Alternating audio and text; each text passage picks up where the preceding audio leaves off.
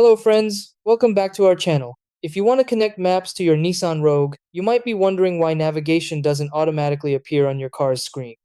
Many drivers expect built-in maps to work instantly, but in most cases, you need to connect your smartphone using Apple CarPlay or Android Auto. Without that connection, your navigation apps won't show up on the display. This can feel confusing if you're not sure which system your Rogue supports or how to enable it.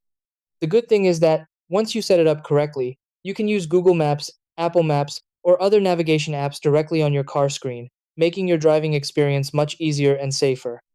Try these. Step 1. Check if your Nissan Rogue supports Apple CarPlay or Android Auto. Step 2. Connect your phone using a USB cable. Step 3. Turn on your car and open the infotainment system.